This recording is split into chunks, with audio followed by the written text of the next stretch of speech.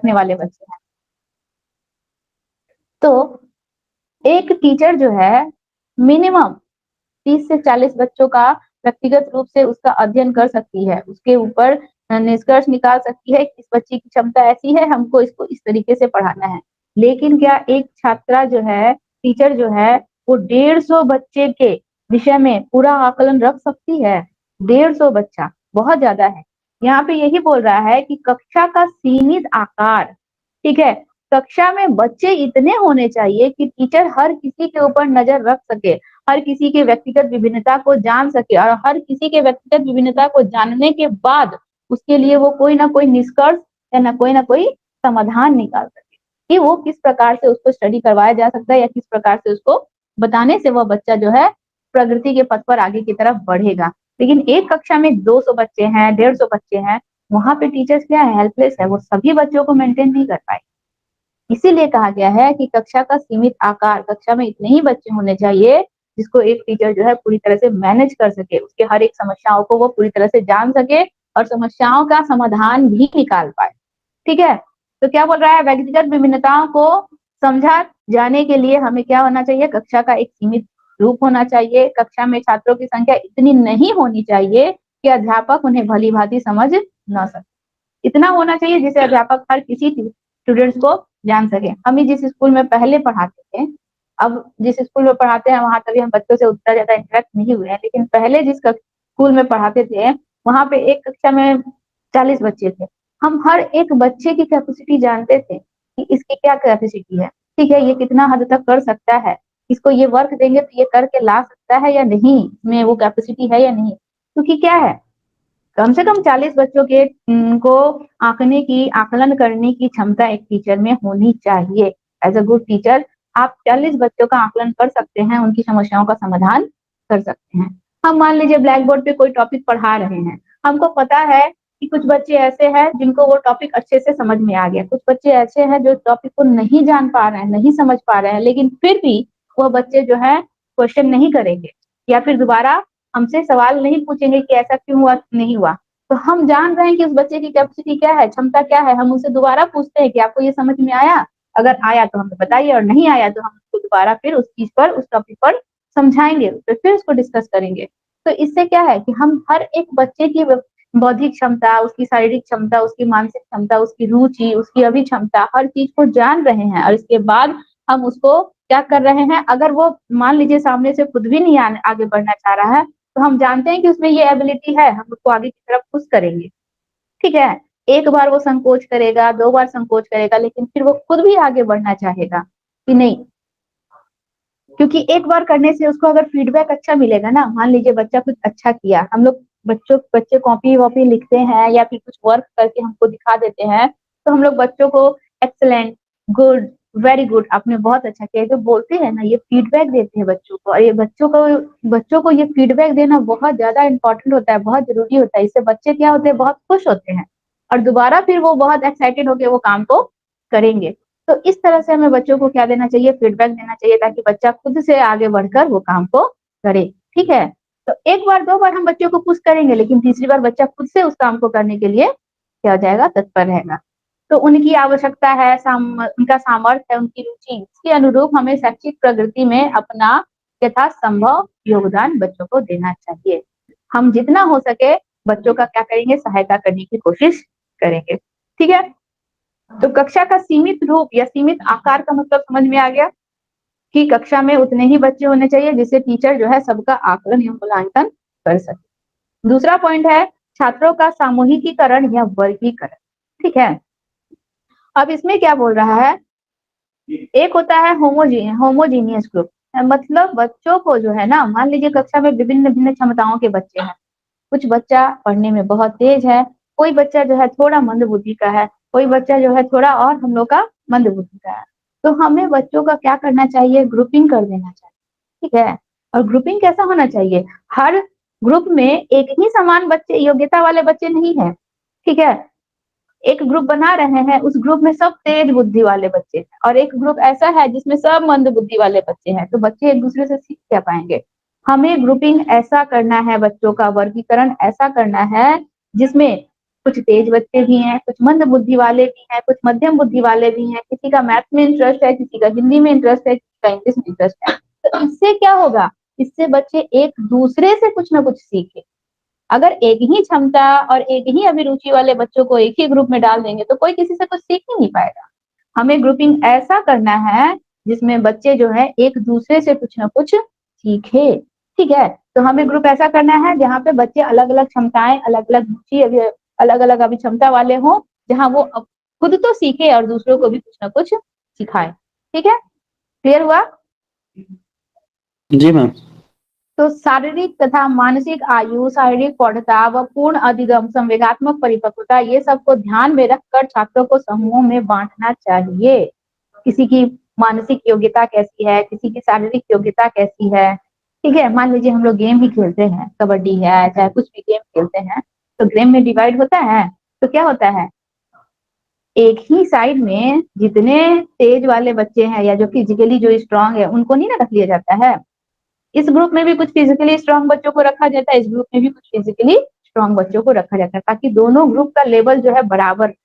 उसी तरह से ग्रुपिंग भी ऐसा करना है हमें कि दोनों ही मतलब जो भी ग्रुप है उसमें हर एक क्षमता के बच्चे हो, और हर एक चीजों पर वो लोग आपस में एक दूसरे के ज्ञान को क्या करें, बांट सके और एक दूसरे से ज्ञान ले सके। ऐसा ग्रुपिंग और वर्गीकरण होना चाहिए। ठीक है, क्लियर, इसमें कोई डाउट नहीं है। अगला टॉपिक है हम लोग का पाठ्यक्रम में विभिन्नता। हमारा जो सिलेबस बनेगा, ठीक है, हमारा जो करिकुलम बनेगा, उसमें हमें बहुत ज्यादा डिफरेंसेस चाहिए, क्योंकि हमको सबकी रुचि का ध्यान में रखना है। एक मंद बुद्धि वाला बालक है, उसको अगर हम बहुत ऐसा टफ सिलेबस दे दिए, वो बच्चा उसको समझ ही नहीं पाएगा, जान ही नहीं पाएगा। या फिर जो बच्चा बहुत तेज है, ब्रिलियंट बच्चा है, उसको आप सिंपल साधारण सा टास्क दोगे ना, तो वो करते करते करते करते बोर हो जाएगा, फिर उसका शिक्षा से रुचि ही खत्म हो जाएगा। इसीलिए हम लोग को जो भी करिकुलम बनाना है वो क्या है, डिफरेंट होना चाहिए, अलग अलग होना चाहिए, ताकि बच्चा जो है उसको इंटरेस्ट लेके करे, उसमें बोर फील ना हो। और जो मंद बुद्धि वाला बच्चा है वह भी जो है पूरी क्षमता और योग्यता के साथ को करने की कोशिश करे। ठीक है, मतलब किसी प्रकार से ना ही मंद बुद्धि, ना ही मध्यम बुद्धि, ना ही तेज बुद्धि, किसी को हमें निराश नहीं करना है, हर किसी को साथ में लेकर चलना है। ठीक है, यहाँ पे बोल रहा है कि सभी छात्रों में एक सामान्य पाठ्यक्रम का अध्ययन करने का सामर्थ्य नहीं होता है। सभी छात्र एक जैसे अध्ययन कर सकते हैं। मान लीजिए एक बहुत ब्रिलियंट बच्चा है, उसका माइंड बहुत शार्प है, बहुत तेज है, वो कक्षा 7 में पढ़ता है लेकिन 8 के सम्स को भी वो सोल्यूशन कर लेता है। लेकिन क्या उसी के कक्षा में पढ़ने वाले जो दूसरे बच्चे हैं, क्या उसी के समान हैं? नहीं, सब एक लेवल के नहीं होते हैं, सबकी कैपेसिटी अलग अलग होती है। तो हमें करना क्या है कि एक निर्धारित स्तर के उपकरण को क्या करना है, हमें तैयार करना है। एक ऐसा उपकरण, हमें एक ऐसा करिकुलम तैयार करना है जिसमें हम सबके हित को ध्यान में रखकर चले।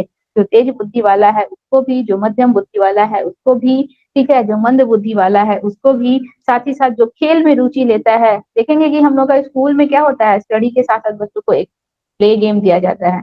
तो जो खेल में रुचि ले रहा है उनके भी इंटरेस्ट को ध्यान में रखा जा रहा है। जो म्यूजिक में, डांस में, संग, इन सब में इंटरेस्ट लेता है उनको भी ध्यान में रखकर उनके क्षेत्र को भी हम लोग क्या करते हैं, इसमें ऐड कर लेते हैं। तो सभी चीजों को, चाहे वो म्यूजिक हो, चाहे वो डांस हो, चाहे वो खेल हो, चाहे वो शिक्षा हो, हर एक चीज क्षेत्र को शामिल करके हम लोग को कैरिकुलम जो है तैयार करना पड़ता है, ताकि किसी के भी रुचि को, क्षमता को किसी प्रकार का कुछ नुकसान ना हो सके। ठीक है, तो यहाँ पे दिया हुआ गया है कि छात्र अपनी सामर्थ्य और आवश्यकता के अनुसार वैकल्पिक विषयों का चयन करते हैं। अलग अलग वैकल्पिक, जैसे कि मान लीजिए एजुकेशन के अलावा किसी को कराटा दे दिया गया, किसी को म्यूजिक दे दिया गया, किसी को डांस दे दिया गया, किसी को क्रिकेट दे दिया गया।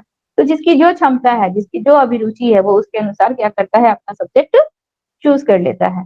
ठीक है, तो हम लोग को करना चाहिए, इससे छात्रों को अधिक से अधिक लाभ होगा और पाठ्यक्रम को कठोर ना होना।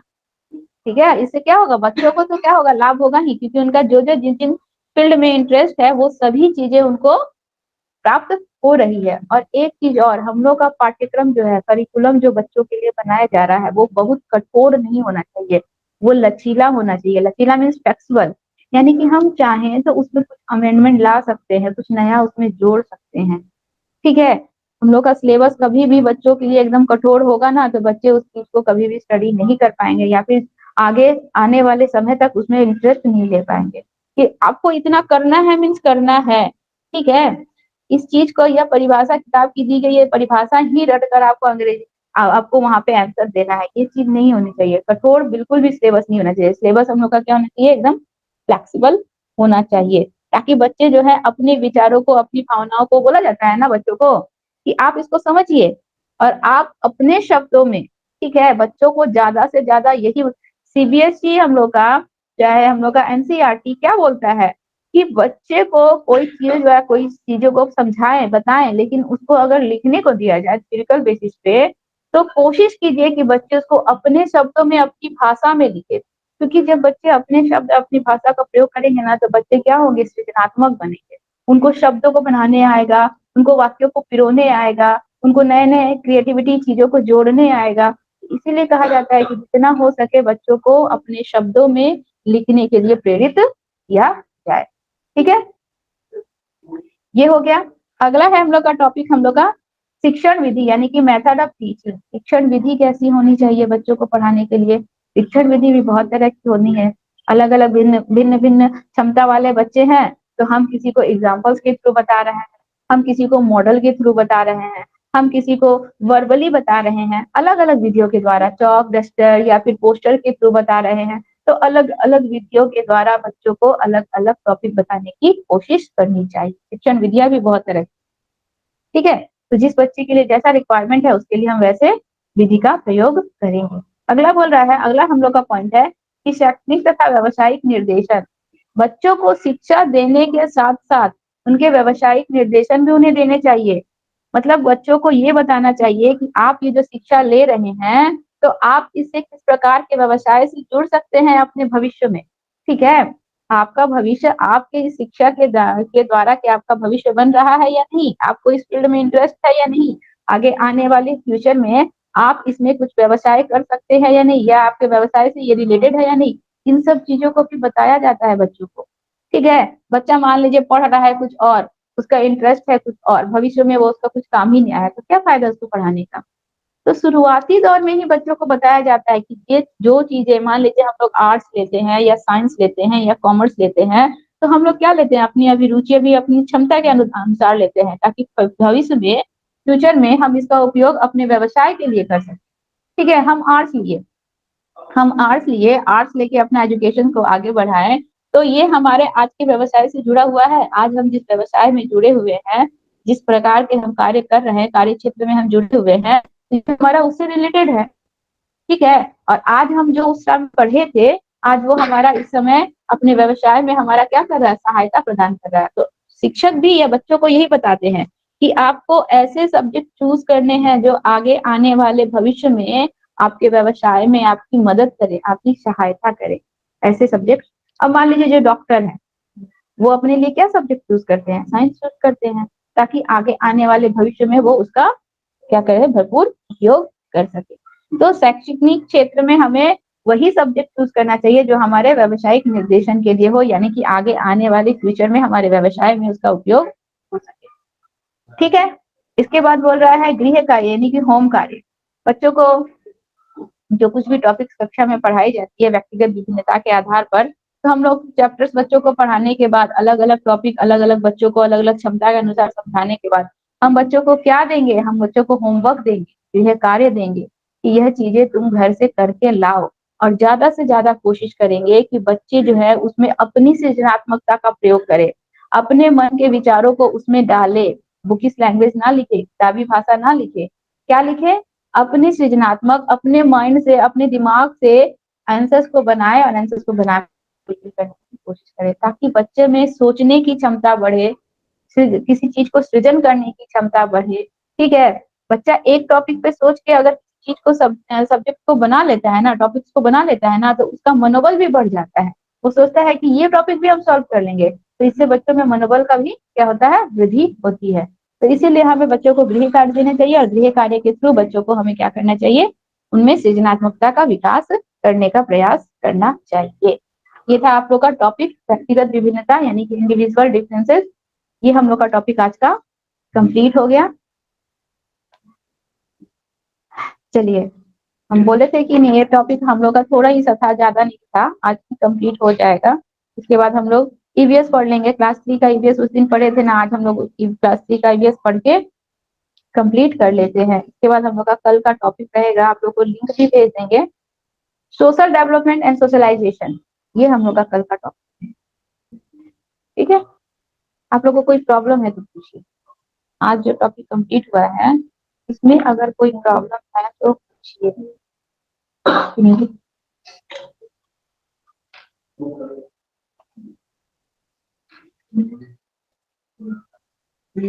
प्रॉब्लम है?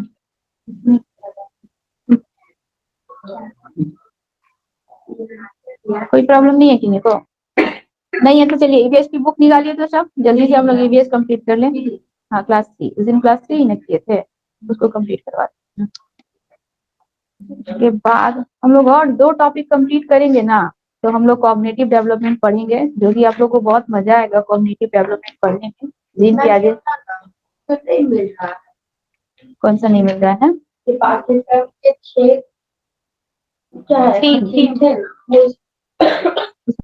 थीम दिया होगा, थीम दिया होगा, बिना थीम, थीम 3 में ही दिया है, और 5 में 4 में दिया है, और उसमें ही दिया है। चलिए आप लोग ईवीएस की बुक निकालिए, जिनके जिनके पास है बुक निकाल लीजिए। कोशिश करेंगे कि हम आप लोग का इस सप्ताह जो है और 2 टॉपिक कंप्लीट करवा के नेक्स्ट सप्ताह जो है हम लोग ये पढ़े, जीन प्याजे जी। जीन प्याजे जी पढ़ेंगे, और प्याजे जी के साथ वाइगोस्की जी भी कंप्लीट करेंगे। प्याजे जी के ही शिष्य थे वाइगोस्की जी, और उससे हम लोग का कॉग्निशन से, कॉग्निटिव डेवलपमेंट से हम लोग का क्वेश्चन बनता है। नहीं है, नहीं है, कोई बात नहीं। उसके बाद 4 3 का और 4 का बुक पढ़ेंगी ना, उसमें मिल जाएगा, होता है किसी चीज के। उस दिन हम लोग कौन सा चैप्टर तक आखिरी पढ़े थे? पेज नंबर 41, वहीं तक पढ़े थे। अच्छा, आप लोगों से कुछ क्वेश्चन पूछते हैं, बताइए तो। लिंग हु फेन जो है, यह कहाँ का भोजन है, कहाँ का विशेष आइटम? कहाँ के लोग जो है लिंग हु फेन खाना ज्यादा पसंद करते हैं? ऑप्शन भी दे? हाँ। बताइए। अमेरिका है, स्विट्जरलैंड है, ऑस्ट्रेलिया है, हांगकांग है। हांगकांग। यह किसका बना हुआ आइटम होता है? सांप का बना हुआ आइटम। आप लोग भूल गए क्या? आप लोग आंसर नहीं दे रहे हैं? चलिए सुनिए, आप लोगों से क्वेश्चन है, बताइएगा कि सरसों के तेल में बनी हुई मछली जो है गोवा में, और नारियल के तेल में बनी हुई मछली जो है कश्मीर में बहुत ज्यादा फेमस है ना? सरसों के तेल में बनी हुई मछली गोवा में, और नारियल के तेल में बनी हुई मछली जो है गलत है मैम। कश्मीर में बहुत फेमस। गलत है? नहीं, गलत है मैम। सही है। मैम गलत कश्मीर है? में क्या होगा? सरसों का तेल ना, कश्मीर में सरसों कश्मीर का में तेल सरसों और का तेल, जी मैम। और गोवा में नारियल का तेल। गोवा में नारियल का तेल। अच्छा ये बताइए तो, ये हम लोग का जो टैपिकोआ होता है, टैपिकोआ का दूसरा नाम क्या है? टैपिकोआ जो है, टैपिकोआ का दूसरा नाम क्या है? उस दिन हम बताए भी थे, हम ये भी बोले थे, हम ये भी बोले थे कि हम जब एग्जाम दिए थे तो ये आया था। ऑप्शन दें? टैपिकोआ का दूसरा नाम ऑप्शन में आपको बता देते हैं, सलजम, सलजम है, ठीक है, मूली है, गाजर है, और कप्पा है। क्या कहते हैं? टैपिकोआ जी का मैम, दूसरा कप्पा। नाम है, कप्पा है। अच्छा ये बताइए कि एक व्यक्ति है, वह बोल रहा है कि मुझे तो ये जो है ना, नारियल डली हुई कड़ी और उबला हुआ टैपिकोआ जो है मुझे बहुत पसंद है। ये कहाँ का आइटम है, जो कहाँ के लोगों को ये आइटम बहुत ज्यादा पसंद है? नारियल डली हुई कड़ी और उबला हुआ टैपिकोआ कहाँ के लोगों को बहुत ज्यादा पसंद है? केरल केरल का मैम। केरल का।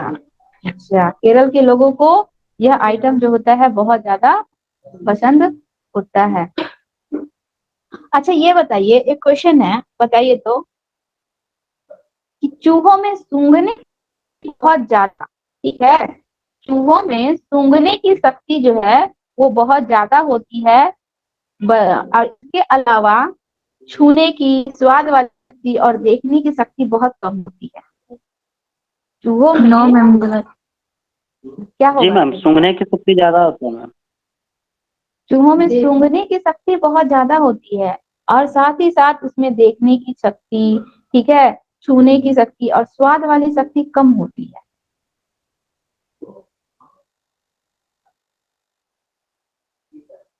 क्या होगा इसका?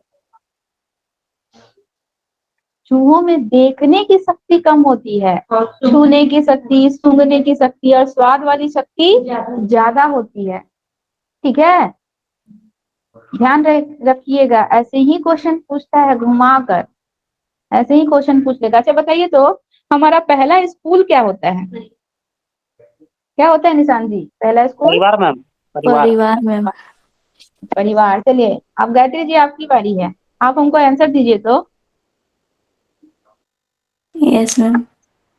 ये जो हम लोग के मशहूर कलाकार विष्णु चिंचालकर जो थे, ये कहाँ के रहने वाले थे? मशहूर कलाकार विष्णु चिंचालकर जी जो थे, ये कहाँ के रहने वाले थे? इंदौर के रहने वाले थे, अहमदाबाद के रहने वाले थे, गुजरात के रहने वाले थे या कोलकाता के रहने वाले थे? कहाँ के रहने? अहमदाबाद। अहमदाबाद के रहने वाले थे। कहाँ के रहने वाले थे पूजा इंदौर जी? मैम। इंदौर, मध्य प्रदेश। इंदौर मध्य प्रदेश के रहने वाले थे। निशान जी बताइए, यस मैम। 6 थीम है ना, 6 थीम कौन कौन से हैं? ऐसे ही आप लोग को याद हो जाएगा। बोलना, सुनना। बोलना सुनना थीम है। निशान जी कहाँ चले गए? सब थीम है। No ma'am. थीम हम लोग का कौन? परिवार। बताइए पूजा जी। परिवार, परिवार, पानी, हाँ, आवास, यात्रा, पानी, कैसे आवास, चीजों को बनाते हैं। हाँ, एक एक छूट गया। 6 थीम है, 5 ही बताइए आप। कैसे परिवार और चीजों को मित्र, बनाते हैं।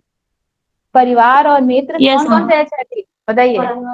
मित्र, पानी, आवास और एक खेल, खेल कर सीखना।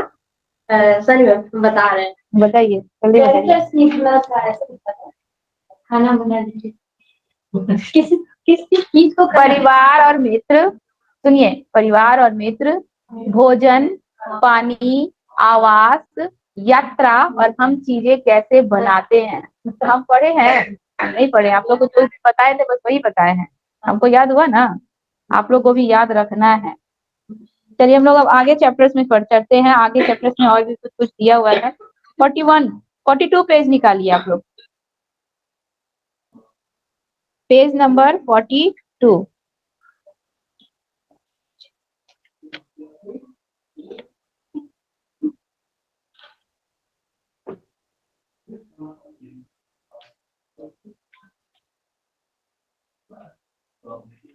पेज नंबर 42 में देखिए आप लोग को एक बॉक्स दिया है, उस बॉक्स में कुछ चीजें दी गई है। देखिए तो बोल रहा है कि जो चीजें खाई जाती है उन पर सही का निशान लगाएं और किसी चीज के बारे में नहीं पता हो तो शिक्षक से पूछ ले।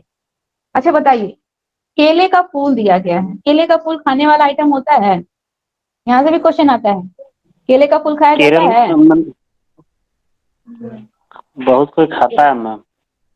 हाँ, केरल में, बंगाल में लोग केले के फूल से पकौड़ा, ये चीज भी, इस पे भी आप लोग पढ़ेंगे आगे कि केले के फूल की सब्जी कहाँ बनाई जाती है, सहजन के फूल का पकौड़ा कहाँ, ये क्वेश्चन भी आप लोग आगे में पढ़ेंगे, ठीक है, इससे भी क्वेश्चन आता है। तो केले का फूल खाया जाता है, इसमें टिक लगाइए। सहजन का फूल खाया जाता है, इसमें टिक लगाइए, ठीक है। इसके बाद दिया है खुम्बी, दिया हुआ है खुम्बी। खुम्बी पता है क्या कहते हैं? अच्छा आप लोग ये मशरूम जानती हैं? मशरूम को ही खुम्बी कहते हैं। वहां पे बगल में ब्रैकेट में लिख लीजिए, जैसे कि हम लोग बोले थे, उसी तरह से खुम्बी का मतलब होता है उखड़ी। मशरूम। उखड़ी? खुखड़ी बोलता है देहात में मैम। अच्छा, देहात में कुक्की बोलते हैं, हाँ उसको मशरूम बोलते हैं। हाँ, वहाँ पे बगल में लिख लीजिए, खुम्बी का मतलब होता है मशरूम। खुखड़ी जो आप अपनी लैंग्वेज में, जो आपको समझ में आए वो लैंग्वेज में लिख लीजिए। कमल डंडी खाया जाता है, ठीक है। लाल चीटी क्रॉस कर दीजिए, लाल चीटी कोई नहीं खाता है। पहले दिन की रोटी ये भी मैम खाया जाता है तो हाँ मैम बोलिए बोलिए। फिर उड़ीसा के लोग वो चीटी का चटनी खाते हैं ना मैम, लाल चीटी का। नहीं, हमारी कंट्री में कोई नहीं जी खाता है, मैम। वो अफ्रीका, नहीं वो अफ्रीका में खाते हैं, हमारी कंट्री में कोई मैम नहीं खाता है। उड़ीसा में खाता है मैम, चीटी का उड़ीसा में चटनी खाते उड़ीसा में हैं मैम। जी मैम, भुवनेश्वर गए थे तभी हमको मिला था मैम। चीटी का चटनी। जी मैम। अच्छा, तो यहाँ पे तो हम क्रॉस ही किए हैं, आप भी क्रॉस ही कीजिए, चीटी का चटनी को ठीक मत लगाइए, ठीक है। पिछले दिन की रोटी हम लोग खाते हैं, नारियल का तेल हम लोग खाते हैं, मुर्गी का अंडा हम लोग खाते हैं, अरबी का पत्ता यानी कि कच्चू का पत्ता खाते हैं, चूहा को क्रॉस कर दीजिए, ठीक है। मछली हम लोग खाते हैं, बाजरे की रोटी खाते हैं, मेढक को क्रॉस कर दीजिए, उटनी का दूध हम लोग पीते हैं, गोभी खाते हैं, मांस खाते हैं, कलौंजी खाते हैं, केकड़ा भी खाया जाता है, घास खाते हैं लोग, पशु खाते हैं ना, आंवला और चने की रोटी, ये सब चीजें खाई जाती है। मैम हाँ बोलिए। बोल रहे थे ना कि मेढक तो जापान चीन में खाता है मैम, चूहा और मेढक। हाँ चीन में खाते हैं, हम लोग कंट्री में नहीं, हम लोग अपनी कंट्री की बात करते हैं। ऐसे तो देखा जाए तो व्यक्तिगत विभिन्नता के क्षेत्र में हमारी कंट्री और चीन में बहुत अंतर हो जाएगा। हमारी कंट्री के लोगों को कक्षा 3 से ईवीएस पढ़ाया जाता है और मैथ बताया जाता है, वहां पे शुरुआत से ही मैथ पढ़ाया जाता है। वहाँ का कॉग्निशन हमारे देश के बच्चों की तुलना वहाँ ज्यादा तेज होते हैं। वहाँ के बच्चों को देखिएगा, जिम्नास्टिक करवाया जाता है, ओलंपिक में छोटे छोटे बच्चे चले हैं, तो उनको फिजिकली बचपन से वो सारी चीजें ट्रेंड की जाती है, क्योंकि हमारी कंट्री में नहीं होता है। कुछ व्यक्तिगत विभिन्नता देश के आधार पर भी होता है, ठीक है, इसलिए हम उसको नहीं देखते। चलिए, बिन बोले बात, नेक्स्ट चैप्टर है, 7 नंबर चैप्टर है, बिन बोले बात यानी कि इशारों से। ये जितने भी हैं चैप्टर्स, ये चैप्टर्स हम आप लोगों को केवल इंपॉर्टेंट टिक लगा रहे हैं, अंडरलाइन करवा रहे हैं आप लोग को। आप घर में जाके इस कहानी को पढ़ना है, क्या पता बीच में आप लोगों को कोई और इम्पोर्टेंट लाइन मिल जाए, हो सकता है, ठीक है। तो इशारों में बातें कैसी होती है। चलिए, पेज नंबर 45 में नीचे में एक, जहाँ पे एक लड़की जो है, शायद वो अपनी मम्मी है उसकी, उसका फेस पकड़ी हुई है, वहां पे देखिए नीचे में व्हाइट में दिया हुआ है। इस पाठ से चर्चा हो सकती है कि हम सब में अलग अलग तरह की क्षमताएं होती हैं, ये भी हम लोग का व्यक्तिगत विभिन्नता के आधार पर। हम सब में क्या होती है, अलग अलग क्षमताएं होती हैं। बच्चों के अपने अनुभवों को शामिल करते हुए इस विषय पर संवेदनशीलता से बढ़ावा दी जानी चाहिए, ठीक है। हम सब में अलग अलग क्षमताएं होती है, और सब यहाँ तक कि छोटे बच्चे में भी अलग प्रकार की क्षमताएं होती है। तो बच्चों से इस टॉपिक पे बहुत ही संवेदनशीलता से बात करनी चाहिए कि बच्चे जब रोते हैं तो कैसा फेस बनाते हैं, खुश होते हैं तो कैसा उनका फेशियल एक्सप्रेशन रहता है, दुखी होते हैं तो कैसा फेशियल एक्सप्रेशन रहता है, इन सबों पे चर्चा होनी चाहिए, ठीक है। नेक्स्ट पेज दिया है हम लोग का, पेज नंबर 47 निकालिए आप लोग। नीचे में जो दिया है वो भी, नीचे में जितना कुछ दिया रहता है ना, वो सब शिक्षकों के लिए दिया जाता है, वो सब पैडागोजी सेक्शन से आएगा। उसमें दिया है कि बच्चों को अपनी भावनाओं को विभिन्न तरह से व्यक्त करने के लिए प्रेरित करें, ठीक है। मतलब बच्चे अपने फीलिंग्स को आपको, टीचर्स को या फिर अपने पेरेंट्स को बता सके। बहुत से बच्चे होते हैं नहीं बताते हैं, तो उनको हमें क्या करना चाहिए, उनको हमें मोटिवेट करना चाहिए, उन्हें हमें प्रेरित करना चाहिए, ताकि बच्चे जो है अपनी फीलिंग्स को अपने टीचर्स तक बता सके, अपने पेरेंट्स तक बता सके, ठीक है। तो बच्चों में इससे क्या होती है, सृजनात्मक क्षमता का विकास होगा। बच्चे अपनी फीलिंग्स को बताएंगे, क्योंकि बच्चों के पास बहुत ज्यादा शाब्दिक ज्ञान नहीं होता है, तो वो कोशिश करेंगे, नए नए शब्दों को ढूंढेंगे, नए नए शब्दों के माध्यम से आपको बताने की कोशिश करेंगे। तो बच्चा क्या हो रहा है, इनोवेटिव बन रहा है, नए नए शब्द का वो यहाँ पे पहले नए नए शब्द बना रहा है, अपनी चीजों को बताने की कोशिश कर रहा है। मान लीजिए एक छोटा शिशु, हम आपको एग्जाम्पल बताते हैं। हमारी दीदी का बड़ा लड़का बहुत छोटा था, उस समय गंगा जी गया था, तो उसको वहां पे गंगा जी में एक सांप दिख गया। तो वो अपने शब्दों को जो है ना, मतलब जब घर आया तो अपने नाना, हमारे फादर को जब वो बताने की कोशिश कर रहा था, तो उसके पास शब्द नहीं है, वो उसको अभी बोलने नहीं आता था।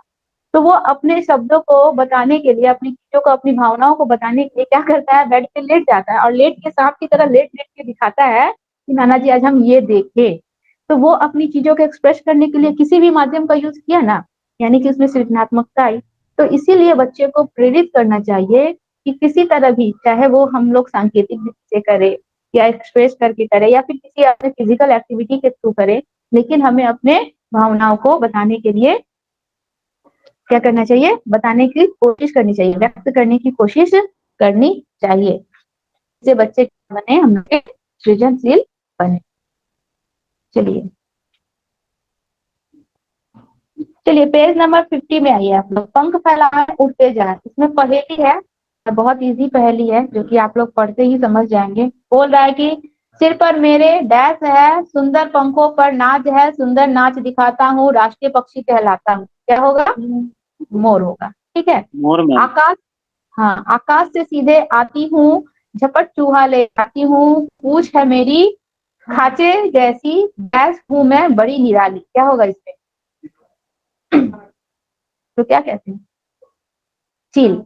ठीक है, अगला है हम लोग का, हरे हरे है मेरे पंख, लाल है मेरी डैश का रंग, हरी मिर्च मैं खाता हूँ, डैश मैं कहलाता हूँ। तोता। तोता। ठीक है, अगला है काले काले डैश है मेरे, डैश रंग, काव काव मैं शोर मचाता। कौन हो जाएगा, कौवा। कौआ। कुहू कुहू आवाज लगाती, मधुर में गीत सुनाती, सबके मन को हूँ मैं भाती, डैश कोयल। कोयल मैम। ठीक है, इसके बाद मेरे मरे जानवर खाकर मैं जगह साफ कर देता हूँ, डैश ऊंचे डैश में उड़ता हूँ, गिद्ध मैं कहलाता हूँ। इसमें तो नाम ही मेंशन कर दिया है। मैम हाँ, गिद्ध। गिद्ध सबसे ऊंचाई पे उड़ता है, सबसे ऊंचाई पर उड़ने वाला पक्षी गिद्ध ही है। ठीक है, ऐसे भी क्वेश्चन पूछ सकता है कि सबसे ऊंचाई पर उड़ने वाला पक्षी कौन सा होता है, तो सबसे ऊंचाई पर उड़ने वाला पक्षी गिद्ध होता है। ठीक है, रंग सलेटी पंजे डैश, गुडरगु की भरकर कबूतर। दिन भर शोर मचाता हूँ, कबूतर। चोंच है मेरी बड़ी निराली, सुई हो जैसी सिलने वाली, पत्ते सिलकर घर बनाऊं। तो फोड़वा क्या मैम। कहेंगे, कठफोड़वा नहीं कहेंगे, जो पत्तों को सिल कर अपने चोंच से जो घर बनाता है उसको उसको क्या कहते हैं, उसको क्या नाम भूल कहते गया हैं, मैम उसका। उसको सिलने, उसको क्या कहते हैं, मैम वीविंग बर्ड गांव में कहते ऐसे हैं, वीविंग उसको बर्ड्स कहते गांव हैं में उसको। पात पात टीपी बोलता है मैम। यहाँ पे आपको वहाँ वो नहीं बोलना है, यहाँ पे उसको वीविंग बर्ड्स बोलेंगे। ठीक है, जो पत्तों को अपने चोंच से ही पत्तों को क्या कर लेती है, सिल देती है। ठीक है, उसको क्या कहेंगे, वीविंग बर्ड्स कहेंगे। अगला बोल रहा है कि मैम फिर से पेड़ नाम के बोलिएगा। Dash, weaving, WEAVING, weaving bird. ठीक है, पेड़ के, इसका हिंदी नाम भी है, हमको याद नहीं आ रहा है, आगे हम लोग चैप्टर 4 पढ़ेंगे ना, उसमें पक्षियों का पूरा एक चैप्टर है जिसमें हम कौवा के बारे में, चिल के बारे में, कबूतर के बारे में, सबके बारे में पढ़ेंगे, कि विभिन्न बर्ड्स के बारे में पढ़ेंगे, वहां पे नाम दिया हुआ है। ठीक है, उसका हिंदी नाम हमको याद नहीं आ रहा है। बोल रहा है पेड़ के डैश में छेद बनाऊं, ठीक है, उसमें छिपे कीड़े मैं खाऊं, टुक टुक करता जाता हूँ, कठफोड़वा कहलाता हूँ। यहाँ पे तो नाम ही दे दिया है, कठफोड़वा। आगे देखिए पेज नंबर 52 में, अरे जगा दिया आज जंगल में इतना शोर कैसा, उल्लू बोल रहा है। यहाँ पे हमारे टाइम पे एक क्वेश्चन आया था, कौन सा ऐसा पक्षी है जो मनुष्यों के समान देखता है। ठीक है, उल्लू। उल्लू मैम। उल्लू ही एकमात्र ऐसा पक्षी है जो मनुष्यों के समान देखता है। आप सब लोग ध्यान दीजिएगा, बाकी जितनी भी पक्षियां हैं उनके आंख की पुतलियां नहीं घूमती हैं कभी भी, वो अपने सिर घुमाते हैं। आप कभी कबूतर, मोर या फिर मुर्गी उर्गी को देखे हैं, कितना वो लोग सिर टर्न करते हैं बार बार, क्यों, क्योंकि उनकी आंख की पुतलियां घूमती नहीं है, और दोनों साइड जो आंख होते हैं तो देखने के लिए वो लोग अपना सिर घुमाते हैं। लेकिन उल्लू जो है ऐसा पक्षी है, इसकी आंख की पुतलियां मनुष्यों के समान घूमती है, इसीलिए मनुष्यों के समान देखने वाला पक्षी कौन है, तो उल्लू है। ये क्वेश्चन हम जब एग्जाम दिए थे तब आया था। ठीक है, देखिए नीचे एक और पक्षी बोल रहा है कि उल्लू जी सारे पक्षी अपनी बड़ाई कर रहे हैं और शोर मचा रहे हैं। ये आपस में कहानी है। अच्छा पेज नंबर 53 में आइए, दो शब्द शिक्षकों के लिए जो नीचे में किया गया है उसमें आइए। कि बच्चों की पक्षियों में रुचि बढ़ाने के लिए बच्चे चुपचाप बैठकर पक्षियों को देखें और अवलोकन को नोट करना सीखें तथा कक्षा में सभी को बताएं। यहाँ से क्वेश्चन जो देख रहा है ना, इसको क्वेश्चन को बहुत अच्छे से घुमा के दे देता है। मतलब बच्चों की अवलोकन क्षमता क्या होती है। ठीक है, मान लीजिए बच्चे को अपने एनवायरनमेंट में कोई पक्षी दिख रहा है, तो बच्चे उसको पहले अच्छे से तो ऑब्जर्व करेंगे कि वो उस पक्षी के चोंच कैसे हैं, उसके पंखों के रंग कैसे हैं, उसका साउंड कैसा है, हर एक चीज का अवलोकन करेंगे। और अवलोकन करने के बाद बच्चे क्या करेंगे, उसको वर्गीकृत करेंगे अन्य पक्षियों से, अलग उसको कैटेगरी में डालेंगे कि यह पक्षी बाज है, ये इस ग्रुप में नहीं आएगा, कबूतर है, ये इसके ग्रुप में आएगा। ठीक है, तो उसको फिर वर्गीकृत करेंगे, फिर उसके बाद निष्कर्ष निकालेंगे कि यह कौन सी पक्षी है, इसका आवाज कैसा जो है कंप्लीट बना लेंगे। तो यहाँ पे बोला जा रहा है ना कि प्रकृति में जो कुछ भी चीजें हैं, अगर बच्चे उसको अच्छे से गौर से उसको देख रहे हैं, उसको ऑब्जर्व कर रहे हैं, यानी कि बच्चों में अवलोकन की क्षमता बढ़ रही है। बच्चों को हम लोग जब क्लास में मैथ बताते हैं, चाहे कुछ ऐसे टॉपिक जो ब्लैक बोर्ड पे बता रहे हैं, तो बच्चे क्या कर रहे हैं, अवलोकन ही ना कर रहे हैं, ऑब्जर्व ही ना कर रहे हैं, करके उसको माइंड में स्टोर कर रहे हैं, उसको माइंड में कैप्चर कर रहे हैं। तो ये अवलोकन की क्षमता बढ़ाने के लिए हमें क्या करना चाहिए, शुरुआती दौर में ही बच्चों को उनके वातावरण से जोड़ कर रखना चाहिए, और वातावरण में जो कुछ भी चीजें हैं उन सबको का अवलोकन करने की क्षमता बच्चों को देनी चाहिए। ठीक है, चलिए नेक्स्ट पेज नंबर आइए 55 में। चलिए यहाँ पे देखिए, फर्स्ट ऊपर जो पैराग्राफ दिया गया है उसका सेकंड लाइन दिया है, मैना झटके से अपनी गर्दन आगे पीछे करती है। वहां से अंडरलाइन कीजिए, मैना झटके से अपनी गर्दन आगे पीछे करती है, उल्लू तो अपनी गर्दन पीछे तक घुमा लेता है। ठीक है, यहाँ से दो क्वेश्चन बनता है, कौन से पक्षी जो है जो झटके से अपनी गर्दन आगे पीछे करती है। तो मैना झटके से अपनी गर्दन आगे पीछे करती है और उल्लू अपनी गर्दन पीछे तक घुमा लेता है। ये दो चीज याद रखिएगा। इसके बाद नेक्स्ट लाइन देखिए, सुनिए कहाँ से दिया है, कई पक्षी ऐसे होते हैं जो हमारी बोली की नकल तक कर सकते हैं। इसको भी अंडरलाइन कीजिए। ठीक है, क्वेश्चन पूछ सकता है कि कौन सा पक्षी जो है हमारी बोली की नकल कर सकते हैं। तो तोता भी हमारी बोली की नकल कर लेता है, तोता तो हूबहू हम लोग की तरफ बोल लेता है, तो सभी लोग जानते हैं। और तोता के अलावा उल्लू भी होता है जो हमारी नकल कर लेता है, आवाज की नकल कर लेता है। ठीक है, उल्लू के बारे में वह हम लोग बहुत कम सुने हैं, तोता तो लोग घरों में पालते हैं तो वो नकल कर लेता है। चलिए उसके बाद उसी पेज में नीचे, इसके बाद वाला पैराग्राफ को छोड़ दीजिए, इसके बाद वाले पैराग्राफ में आइए, उसमें दिया हुआ है पक्षियों के पंख अलग अलग रंगों व डिजाइन के होते हैं। पक्षियों के पंख जो होते हैं अलग अलग रंग व डिजाइन के होते हैं, उनके पंख उड़ने में मदद करते हैं। ठीक है, इतना ही नहीं, पंख उनके शरीर को गर्म ही रखते हैं। समय समय पर पक्षियों के पुराने पंख झड़ जाते हैं और नए पंख आते हैं। ये पूरा अंडरलाइन कीजिए। ठीक है, यहाँ पे क्वेश्चन आ सकता है कि पक्षियों के पंख जो हैं, अभी अभी हम आप लोग को स्टेटमेंट पढ़ के सुना है, अभी हम आप लोग को फिर स्टेटमेंट पढ़ रहे हैं, सुनिए उसको ध्यान से। पक्षियों के पंख अलग अलग रंगों और डिजाइनों के होते हैं, उनके पंख जो होते हैं उड़ने में उनकी मदद करते हैं। ठीक है, उनके पंख जो है, उनके पंखों से उनको गर्मी प्रदान होती है, और उनके पंख जो है समय समय पर उनमें नए पंख जो हैं जमते रहते हैं, उनके ऊपर नए पंख आते रहते हैं। इसमें एक चीज मिसिंग हो गया, वो क्या, एक चीज उसमें मिसिंग हो गया, वो क्या, समय समय पर उनके पंख गिरते हैं तब उसमें नए पंख। ठीक है, तो उसमें बोल देगा, इसमें किसी एक विषय पर चर्चा नहीं की गई है, वह क्या है। तो समय समय पर उस पे नए पंख आते हैं, समय समय पर उसके पंख गिर जाते हैं। ठीक है, इस तरह से ऑप्शन दे देगा, तो वो चीजें हम लोग को ध्यान में रखनी है। हो गया इतना, अब इसमें कुछ नहीं है जो हम बता रहे हैं जहाँ, लेकिन आप लोग पढ़िएगा सब चीज।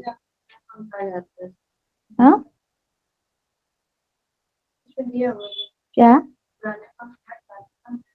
हाँ तो वहां पे वो लाइन हम छोड़ दिए ना, वहां पे वो भी छोड़ देगा। ठीक है, अब आपको पकड़ना है कहाँ क्या होगा।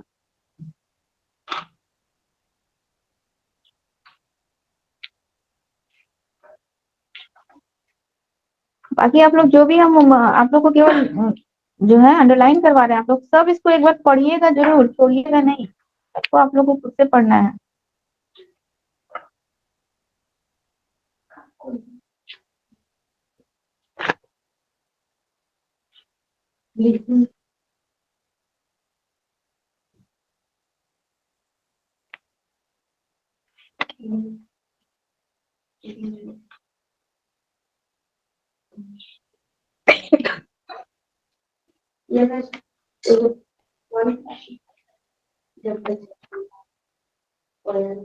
अभी तक हुआ? चलिए आइए पेज नंबर 78 में, काम अपने अपने।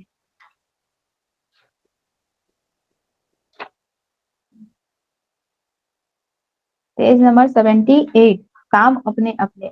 ये जो चैप्टर है ना, इस चैप्टर में दिखाया गया है कि किस व्यक्ति का क्या काम है। कोई टीचर है, कोई डॉक्टर है, कोई स्टूडेंट्स है, कोई हम लोग का क्या है, कारीगर है, कोई लेबर है। हर एक चीज का यहाँ पे पिक्चर दिखाया गया है। यहाँ पे पिक्चर्स के माध्यम से बच्चों को अवलोकन क्षमता बढ़ाने के लिए बोला जा रहा है। बच्चे क्या करेंगे, पिक्चर स्टडी करेंगे।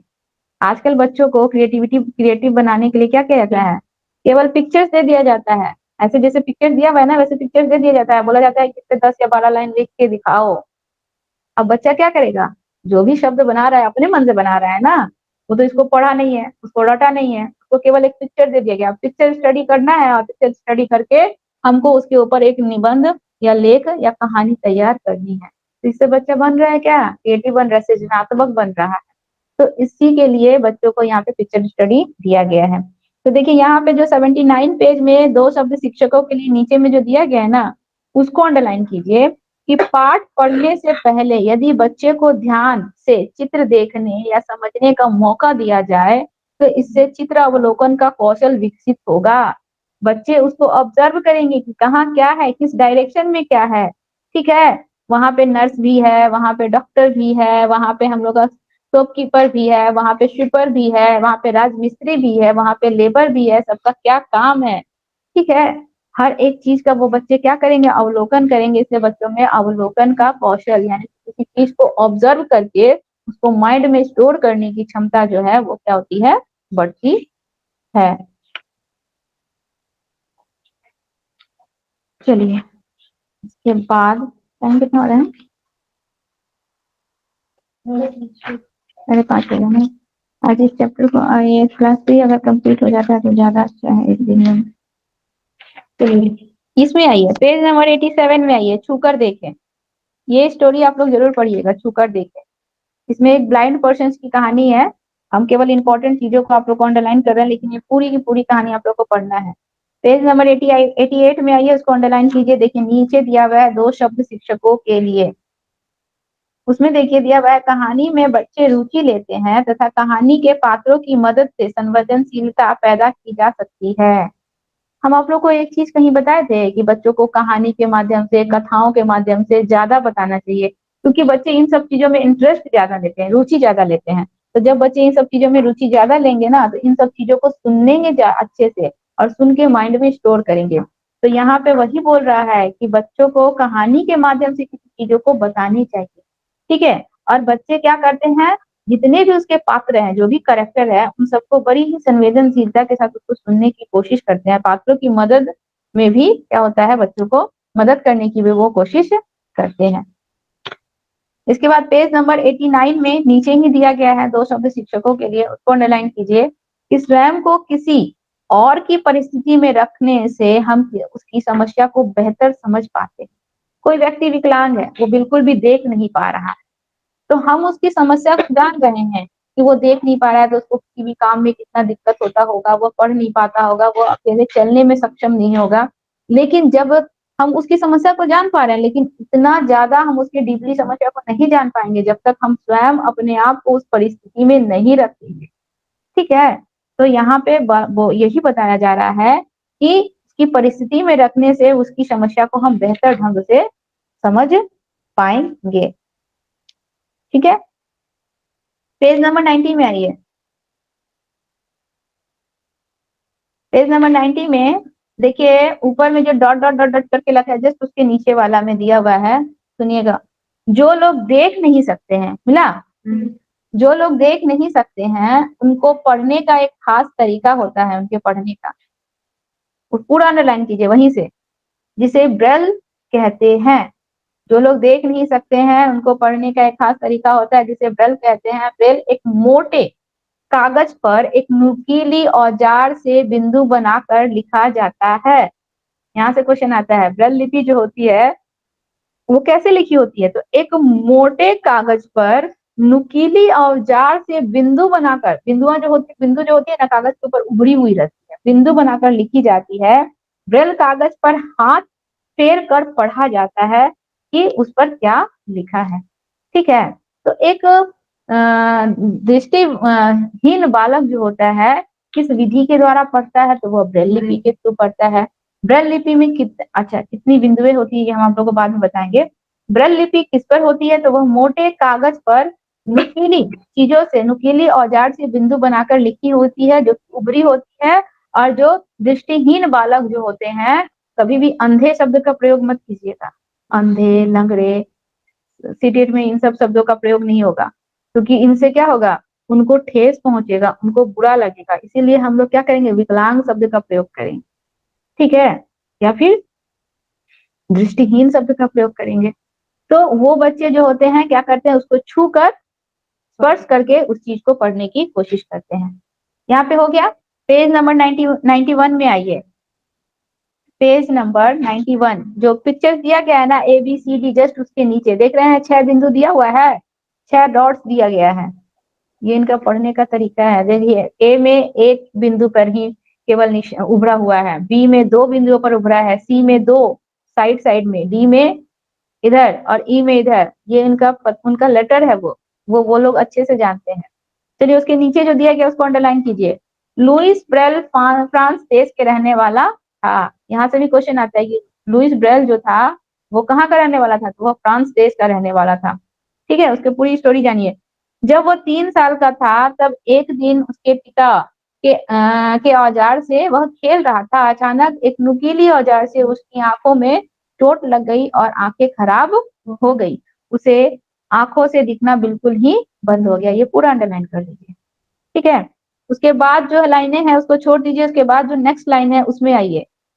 इस तरह की लिपि में मोटे कागज पर उभरे हुए बिंदु बने होते हैं। उभरे होने के कारण उन्हें छूकर पढ़ा जा सकता है। यह लिपि 6 बिंदुओं पर आधारित होती है। यहाँ तक ठीक है। यह लिपि 6 बिंदुओं पर आधारित होती है। तो क्वेश्चन आता है कि ब्रेल लिपि कितने बिंदुओं पर आधारित होती है? ब्रेल लिपि 6 बिंदुओं पर आधारित होती है। किस पर बनी होती है? तो मोटे कागज पर बनी होती है, नुकीले अस्त्र से उभेर कर बनी होती है, जिससे दृष्टिहीन बालक जो है छू कर, स्पर्श करके उसको क्या करते हैं, पढ़ते हैं। चलिए, उसी में देखिए नीचे में जो है 2 शब्द शिक्षकों के लिए मिला, वो उसमें दिया हुआ है कि बच्चे ब्रेल लिपि को देखेंगे तो बेहतर ढंग से समझ पाएंगे। यानी कि मान लीजिए हम बच्चे को, आप लोग को क्या हम पढ़ाए थे कि बच्चे को कुछ चीज अगर हम प्रत्यक्ष रूप से दिखाकर बताएं ना तो बच्चे इंटरेस्ट ज्यादा लेते हैं और समझते जल्दी हैं। ठीक है, तो यहाँ पे अगर हम बच्चों को ब्रेल लिपि के बारे में पढ़ा रहे हैं या समझा रहे हैं तो हम कोशिश करेंगे कि हम बच्चों को ब्रेल लिपि ला के दिखाएं। ठीक है, सीटेट में हम लोग का NCERT यही बोलता है कि आप अगर संभव है तो बच्चे को उस चीज को प्रत्यक्ष रूप से दिखाइए और दिखा के बच्चों को बताइए, तो बच्चे उसको ज्यादा अच्छे से समझेंगे और इंटरेस्ट के साथ उसको जानने की कोशिश करेंगे। यहाँ पे वही बोल रहा है, उसको अंडरलाइन कीजिएगा। बच्चे ब्रेल लिपि को देखेंगे तो बेहतर ढंग से समझ पाएंगे। ब्रेल लिपि की जानकारी देते समय बच्चे को वास्तविक ब्रेल शीट दिखाना अच्छा होगा। अगर संभव है तो बच्चों को वास्तविक ब्रेल शीट दिखाइए। Okay, clear? चलिए नेक्स्ट पेज। हाँ बोलिए। नहीं मैम। चलिए नेक्स्ट पेज 92 में आइए। कहाँ से आए, किसने पकाया? हम लोग का एक चैप्टर था जाति। ये हम लोग के थीम थे ना, 6 थीम थे। क्या क्या था? परिवार और मित्र, भोजन, पानी, हाँ, आवास, या था हम चीजें कैसे बना। हम चीजें कैसे बनाते। पहला हम लोग का थीम था परिवार और मित्र, ये हम लोग का उसी थीम से रिलेटेड है, परिवार और मित्र। लेकिन हम लोग का इसमें दिखाया गया है रूढ़िवादी धारणा को, ठीक है, किसको बताया गया है, हम लोग का रूढ़िवादी धारणा को बताया गया है, यानी कि लैंगिक भेदभाव को इसमें दिखाया गया है, लड़का लड़की में। ठीक है, हम लोग की मेंटलिटी होती है ना कि ये तो काम लड़कियों का है, हम क्यों करें। ठीक है, लड़कियां बाइक चलाती हैं तो ये लड़की बाइक चला रही है, सब घूर घूर के देख रहे हैं, तो ये तो लड़कों का, ये तो इसका काम है, लड़के बाइक चलाते हैं, लड़कियां कैसे बाइक चला रही है। तो ये जो हमारी रूढ़िवादी मेंटलिटी है ना, इस मेंटलिटी को भी हम लोग यहाँ पे क्या करेंगे, यहाँ पे दिखाने की कोशिश करेंगे। इस पर हम लोग का एक टॉपिक है, हम लोग सीडीपी में इसमें पढ़ेंगे, लेकिन यहाँ पे भी बताया गया है। देखिए इसमें नीचे में जो दिया गया 2 शब्द शिक्षकों के लिए, उसको आप लोग अंडरलाइन कीजिए। देखिए आप पहले आप लोग पिक्चर स्टडी कीजिए। पिक्चर स्टडी में क्या दिखा रहा है, एक परिवार है, वेणु का परिवार, जिसमें उसकी स्त्री भी काम कर रही है और उसका हस्बैंड भी काम कर रहा है। दूसरा परिवार है रानी का परिवार, जिसमें केवल रानी ही काम कर रही है। वेणु का परिवार में माता पिता और संतान तीनों एक साथ बैठ के खाना खा रहे हैं, जबकि रानी के परिवार में केवल पिता और पुत्र बैठ के खाना खा रहे हैं और बेटी खाना परोस रही है। वेणु के परिवार में माता पिता दोनों बैठ के विश्राम कर रहे हैं, अखबार पढ़ रहे हैं, बेटी खेल रही है। और जबकि रानी के परिवार में पिता विश्राम कर रहा है और माता और पुत्री काम कर रही है।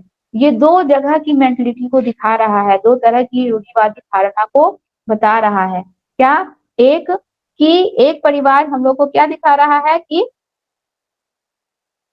स्त्रियां जो होती हैं पुरुषों के समान होती हैं, जिस प्रकार पुरुष को हर चीज का हक है, स्त्रियों को भी उसी प्रकार का हक है। दूसरा परिवार यह दिखा रहा है कि स्त्रियां जो होती हैं वह सदैव काम के लिए ही होती हैं।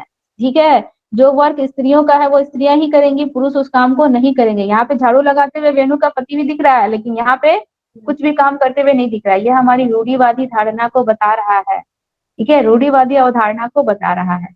चलिए यहाँ पे नीचे में 2 शब्द शिक्षकों के लिए जो दिया गया है, इसको अंडरलाइन कीजिए कि रूढ़िबद्ध धारणा है, जैसे कि लड़का लड़की में भेदभाव, लिंग विषमता पर चर्चा संवेदनशीलता से होनी चाहिए बच्चों के बीच। ठीक है, कि लड़का और लड़की 2 भिन्न नहीं होते हैं, केवल जैविक रूप से भिन्न होते हैं, शारीरिक रूप से उनमें कोई भिन्नता नहीं होती है। क्षमता दोनों की एक समान होती है। ठीक है, हर चीज दोनों में समान रूप से होती है, ताकि बच्चे उन पर सवाल तो कर सके और किसी की भावना को कोई ठेस भी ना पहुंचे। इसको अंडरलाइन कीजिए आप लोग।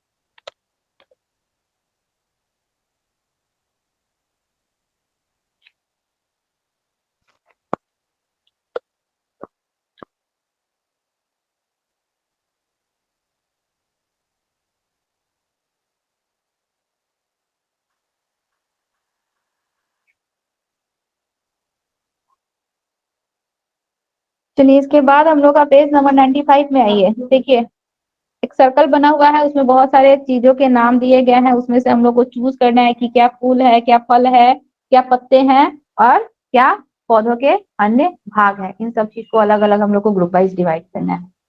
ठीक है, जैसे कि कचनार के फूल, ये हुआ है, ये किस ग्रुप में जाएगा, इसमें से क्वेश्चन आता है। कचनार का फूल क्या है, फूल है, पत्ता है, फल है या डंठल है। तो कचनार का फूल फूल के ग्रुप में जाएगा। किस ग्रुप में जाएगा, फूल के ग्रुप में। अदरक, अदरक को क्या बोलेंगे हम लोग, अदरक क्या है, अदरक फूल है, पत्ता है, नहीं मैम। फल है। यहाँ पे पौधे का कोई अन्य और हिस्सा दिया गया है ना, उसमें इसको डाल देंगे। या फिर आप लोग अगर क्वेश्चन में जड़ दे रहा है तो जड़ भी डाल देंगे, क्योंकि हम लोग को पता है कि अदरक क्या है, जड़ है। आम फल है, आंवला फल है। ठीक है, चना क्या है बताइए, फल चना मैम। क्या है, चना फल क्या है। मैम? चना। चना, हाँ, चना बीज है, चना बीज है वो। चना बीज है। अगर मैम बीज दे रहा, अदरक को स्टीम में रखा गया है अदरक शायद। स्टीम, स्टीम कहा गया है, डंठल, हाँ अदरक स्टीम है, जड़ नहीं है। अदरक को तना कहा जाता है, तना की श्रेणी में आता है। ठीक है, यहाँ पे पौधे का कोई और अन्य हिस्सा दिया हुआ है ना, उस ग्रुप में डाल देंगे, क्योंकि फूल है नहीं, फल है नहीं, पत्ता है नहीं, तो पौधे का कोई अन्य हिस्सा इसमें डाल देंगे। ठीक है, मैम आलू भी चना हम तना लोग में का आता है। बीज, आलू भी तना है, अदरक भी तना है, दोनों ही तना है। चना बीज है, चना क्या है, बीज है, उसको भी पौधे का कोई अन्य हिस्सा जो है इसी ग्रुप में डालेंगे। या फिर अगर कुछ लहसुन प्याज नहीं आएगा, इसमें जो दिया है वही आएगा। ठीक है, जो जो दिया है उसको हम देखेंगे तो कुछ ही बना ले। और देखिए ना, इसमें जो दिया है वही आएगा, अलग से कुछ नहीं आएगा, इस किताब के बाहर कुछ भी नहीं आएगा। कटहल दिया है, कटहल क्या है? कटहल को फल के ग्रुप फल में है रखा मैम। जाता है, कटहल फल है। ठीक है, पालक क्या है? साग है मैम। पालक पत्ता। पत्ता है। साग नहीं बोलेंगे, पत्ता बोले। कमल डंडी, कमल ककड़ी क्या होगा? हम उसको स्टीम भी। में। पौधे स्टीम। के अन्य हिस्से में डाल देंगे इसको भी। ठीक है, गोभी फूल है। सहजन की फली जो होता है वह भी फूल के ग्रुप में आ जाएगा। अच्छी, इसके बाद कड़ी पत्ता पत्ता में आ जाएगा। मूली, बताइए मूली क्या है? जड़ है या तना है? जड़ मूली, जड़ है मैम। मूली जड़ है। हाँ, मूली जड़ है। गाजर, गाजर भी जड़ है। जड़ है मैम। सरसों, सरसों बीज फूल है है। मैम। सरसों बीज नहीं है, सॉरी मैम, सरसों बीज भी बीज बीज बीज है। बीज। आलू तना है। और केला, फल है मैम। केला फल है। यहाँ से भी क्वेश्चन आता है। ठीक है, छोटा छोटा मत समझिएगा आप लोग, यहाँ से क्वेश्चन आता है। आओ बनाए बर्तन, ये जो है एक तो कहानी है, कौवे और चिड़िया की कहानी है। इसको आप लोग अच्छे से पढ़ लीजिएगा एक बार, केवल बस, और कुछ नहीं, उसमें कुछ भी नहीं करना है। खेल खेल में भी एक तरह की कहानी है, इसमें भी दिखाया गया है लड़का लड़की के बीच में जो व्यक्तिक विभेद होता है ना, रूढ़िवादी धारणाएं दी गई है, उस सब चीजों को ही इसमें दिखाया गया है, वही चलती है। चिट्ठी आई है, इस चैप्टर को पढ़िएगा। इस चैप्टर से देखिए एक क्वेश्चन बनता है। क्या क्वेश्चन बनता है कि हम लोग जो पोस्ट कार्ड में चिट्ठी लिखते थे और चिट्ठी सेंड करते थे, तो किस किस प्रोसेस के थ्रू जाता था, कौन सा प्रोसेस पहले होता था, फिर कौन सा प्रोसेस होगा। ठीक है, तो सबसे पहले तो किसी व्यक्ति के द्वारा चिट्ठी लिखा गया। ठीक है, पत्र लिखा गया। पत्र लिखने के बाद वो जाता था, क्या करेगा उसको, वो जो लाल डब्बा होता है हम डाक लोग में का, डालेगा मैम। डाक में जाके उसको डाल देगा। इसके बाद डाकिया आएगा, उन सारे लेटर्स को क्या करेगा, उसमें से कलेक्ट करेगा। कलेक्ट करने के बाद फिर उसको ले जाके उसमें छांटेगा कि कहाँ कहाँ की चिट्ठियां हैं, उसको मोहर लगाएगा कि ये दिल्ली की है, ये मुंबई की है, ये यहाँ की है, वो वहां की है। सबको क्या करेगा, अलग अलग डिस्ट्रीब्यूट करेगा, छांटेगा। और इसके बाद छांटने के बाद वो क्या करेगा, उसको फिर मुंबई की मुंबई के साइड, दिल्ली वाली दिल्ली को, और अलग अलग पोस्टमैन को वो क्या करेगा, सेंड कर देगा, और वो जाके वहां पे घर घर जाके उनकी चिट्ठियों को वहां पे पहुंचाएगा। ठीक है, तो ये हम लोग का इसमें से एक क्वेश्चन आता है कि किस तरह से क्या क्या प्रोसीजर होता है, फर्स्ट क्या होता है, सेकंड क्या होता है, थर्ड क्या होता है। ये कहानी एक बार आप लोग पढ़ लीजिएगा, आप लोग का पढ़ने का चीज है, एक बार पढ़ लीजिएगा। पूरा कहानी हम आप लोग अभी पढ़ाएंगे ना तो बहुत लेट हो जाएगा। चलिए, आइए यहाँ पे, इसके बाद जो जो हम नहीं बता रहे हैं ना, जो जो कहानी बोल रहे हैं पढ़ने के लिए, सब पढ़ जरूर लीजिएगा। आइए पेज नंबर 116 में आइए। यहाँ पे हम लोग को बताया जाएगा कि कहाँ के घर कैसे होते हैं, वहाँ के ज्योग्राफिकल फीचर के अनुसार। ऐसे भी होते हैं घर, ये कहाँ का आएगा, कौन से थीम में आ जाएगा, आवास में आ जाएगा। आवास थीम के अंतर्गत ये चैप्टर हम लोग का आएगा। देखिए पेज नंबर 117 में एक पिक्चर दिया हुआ है, उसके नीचे एक ब्रैकेट में कुछ बॉक्स में लिखा हुआ है। देखिए उसमें बोल रहा है कि मैं असम के मोलन गांव से आया हूँ, हमारे यहाँ बहुत बारिश होती है, इसीलिए हमारे घर जमीन से लगभग 10 से 12 फुट ऊंचे बने होते हैं, उन्हें मजबूत बांस के खंभों पर बनाए जाते हैं, यह घर अंदर से भी लकड़ी के ही बने होते हैं। ये एक स्टेटमेंट है। क्वेश्चन देखते हैं कैसे, पता है एकदम छोटा सा मिस्टेक करके क्वेश्चन को घुमा के दे देगा। क्या मिस्टेक करके दे देगा, यहाँ पे जो बोल रहा है कि हमारे घर जो है जमीन से 10 से 12 फीट की ऊंचाई पर होते हैं, वहां पे दे देगा हमारे घर जमीन से 12 से 15 फीट की ऊंचाई पर होते हैं, या 9 से 11 फीट की ऊंचाई पर होते हैं।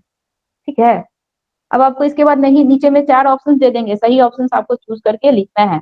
या फिर क्वेश्चन ये दे देगा कि कहाँ के घर जो होते हैं जमीन से 10 से 12 फीट की ऊंचाई पर होते हैं, वहां बारिश बहुत होती है, बांस के खंभों पर वो घर बनाए जाते हैं। ऑप्शन में दे देगा असम दे देगा, मनाली दे देगा, इसके बाद गुजरात दे देगा, अहमदाबाद दे देगा। तो हमको पता है कि असम में अच्छा। बारिश बहुत ज्यादा होती है, वहां की घरें जो है जमीन से 10 से 12 फीट की ऊंचाई पर बनाई जाती है। पूरा आप लोग अंडरलाइन कीजिए ये वाला। ठीक है, इसके बाद next page number 118, page number 118।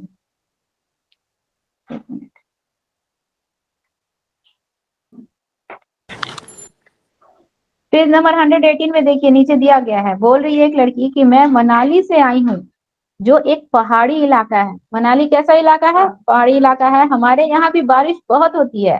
देखिए मनाली में भी बारिश बहुत होती है और बर्फ भी पड़ते हैं। बारिश के साथ साथ यहाँ पे क्या हो रहा है? बर्फ भी पड़ रहा है। ठीक है। जब ठंड ज्यादा हो जाती है तब धूप में बैठना अच्छा लगता है। हमारे मकान पत्थर या लकड़ी से बने होते हैं। यहाँ से क्वेश्चन आता है कि कौन सा जगह है जहाँ पे बारिश भी होती है और बर्फ भी पड़ती है? पहाड़ी एरिया है, वहां बारिश भी हो रही है और बर्फ भी पड़ रहे हैं। तो मनाली एक ऐसा हम लोग का जगह है, ठंडा का प्रदेश, ठंड प्रदेश, जहाँ पे बारिश भी होगी और आपके बर्फ भी पड़ेंगे। और वहां के घरे किसकी बनी होती है?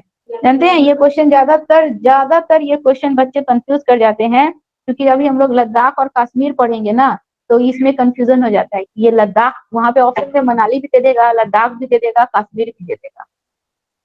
ठीक है, तो मनाली एक ऐसा पहाड़ी एरिया है जहाँ पे बारिश भी होगी, बर्फ भी पड़ेंगे। और पत्थर के घर तो हम लोग के लद्दाख में भी बनते हैं, कश्मीर में नहीं बनते हैं, लद्दाख में पत्थर के घर बने होते हैं। ठीक है, तो इस चीज को याद रखिएगा आपको। इसके बाद हम लोग आइए नेक्स्ट पेज, पेज नंबर 120। हमको टाइम बताइए जरा। 45। चलिए देखिए नेक्स्ट पेज नंबर 120 में दिया गया है, यहाँ पे राजस्थान के विषय में जिक्र किया गया है कि मैं राजस्थान के एक गांव से आया हूँ, हमारे यहाँ बारिश बहुत कम होती है। यहाँ पे राजस्थान का जिक्र नहीं करेगा, क्या बोलेगा? स्टेटमेंट कहाँ से देगा? यहाँ से दे देगा, हमारे यहाँ बारिश बहुत कम होती है और खूब गर्मी पड़ती है। ठीक है, हम लोग मिट्टी के घरों में रहते हैं, घरों की दीवारें बहुत मोटी होती हैं, इन दीवारों को मिट्टी से लीप पोत कर सुंदर बनाया जाता है और छतें जो होती है कटीली झाड़ियों से बनी होती हैं। तो कहाँ की घरें कटीली झाड़ियों से बनी होती है? राजस्थान की घरें, मिट्टी की मोटी मोटी दीवारें होती हैं। ठीक है, हो गया। पेज नंबर 121 में आइए।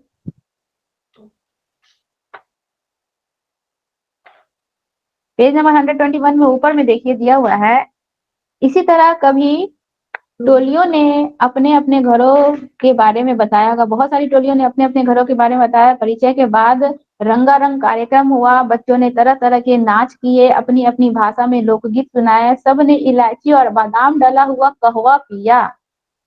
ठीक है, इलायची और बादाम डला हुआ कहवा पिया, बहुत मजा आया। इसको अंडरलाइन कीजिए, इलायची और बादाम डला हुआ कहवा, कहवा यानी कि चाय। यहाँ कॉफी। पे कहाँ डलाता है? लोग देखिए इस चैप्टर को पढ़िएगा ना तो पता चलेगा कि ये सारे बच्चे कहाँ विजिट करने गए हैं। सब अलग अलग क्षेत्र से, अलग अलग एरिया से आए हुए हैं, लेकिन गए कहाँ है ये सब बच्चे घूमने? मैं श्रीनगर में रहता हूँ, कल से हमारे स्कूल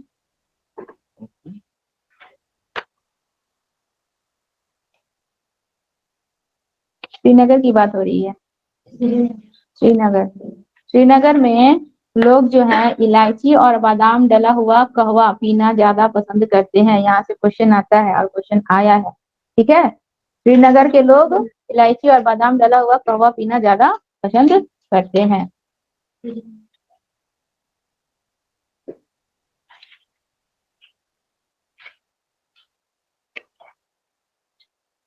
इसके बाद देखिए एक चैप्टर हम लोग का है, चैप्टर नंबर 19 है, हमारे साथी जानवर। इस चैप्टर को पढ़ लीजिएगा, मतलब जानवरों के प्रति हमारा इमोशंस होना अच्छा होना चाहिए, हमें उनकी फीलिंग्स को समझनी चाहिए, क्योंकि वो हमारे लिए क्या होते हैं? बहुत ही हेल्पफुल होते हैं। ठीक है, प्याऊ कैसे बनाया जाता है, इस चीज को पेज नंबर 128 में दिया गया है पक्षियों के लिए, वो देख लीजिएगा एक बार, आप लोग उसको पढ़ लीजिएगा। ये सब एक बार पढ़ने वाली चीज है, एक बार पढ़ लीजिएगा।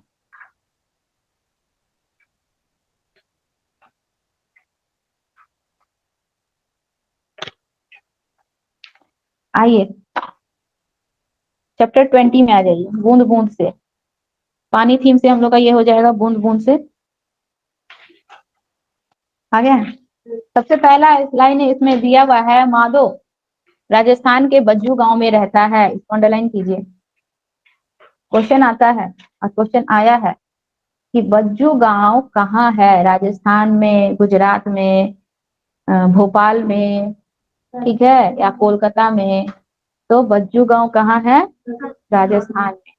ये सब याद रखना। अभी तो एक ही स्टेट और उसका एरिया बताया है, अभी बहुत सारे स्टेट्स आएंगे और उसके अंदर के गांव का ये सब का नाम पता है होगा, सबको याद रखना होगा।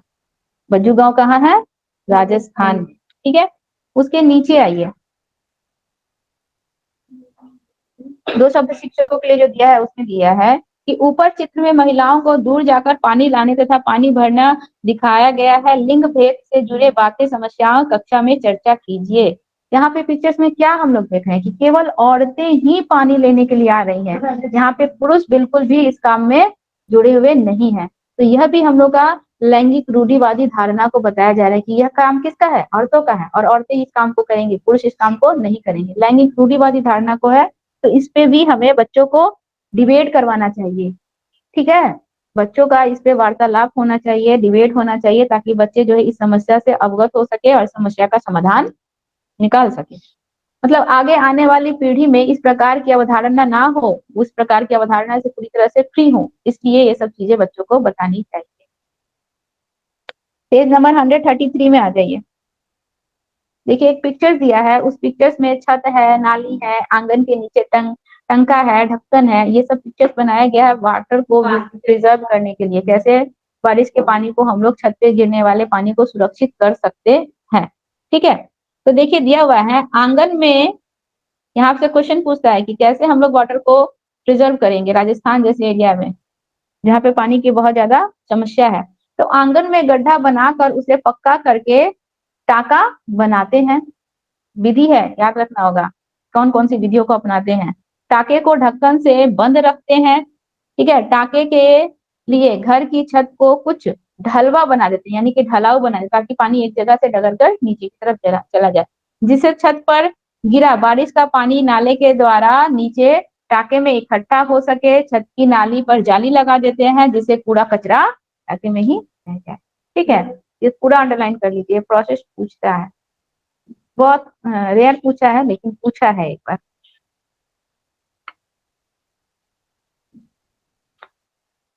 इसके बाद दो शब्द नीचे शिक्षकों के लिए दिया गया है ना, नीचे वाला लाइन उसको अंडरलाइन कीजिए कि अगर पानी इकट्ठा करने के स्थानीय तरीके पर बच्चे अपने अनुभव बांटे तो किताबी ज्ञान को जीवन के अनुभव से जोड़ पाएंगे।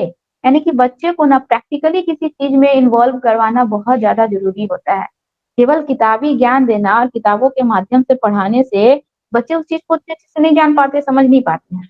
हमको उनको प्रैक्टिकली वो सब चीजें दिखानी होगी, उनको उसमें इन्वॉल्व करवाना होगा, तो बच्चे उस चीज को ज्यादा अच्छे से जान पाएंगे और समझ पाएंगे, उस अनुभव को वो ले पाएंगे कि वास्तव में पानी की क्या समस्या है।